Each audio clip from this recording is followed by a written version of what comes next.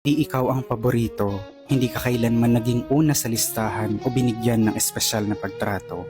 Walang dagdag na atensyon o pagbaling ng lingon.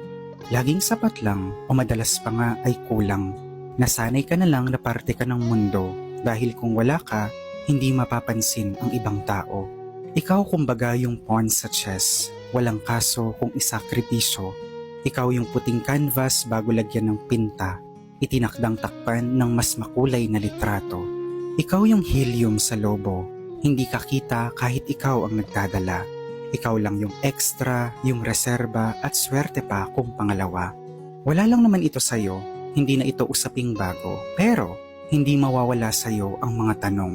Lagi mong tangan ang mga salitang kailan may hindi mo nabitawan. Nakaimbak sa puso mo ang maraming beses nilang pagtanggi. Ang mga pagkakataong lagi kang inilalagay sa huli. Ang paulit-ulit na pagpaparamdam nila sa iyong hindi kakasali. At kung bibilangin ang mga gabing kinaawaan mo ang iyong sarili, mapapagod sila sa pagbibilang. Hindi nila makikwenta ang mga luhang tinanggap ng iyong unan.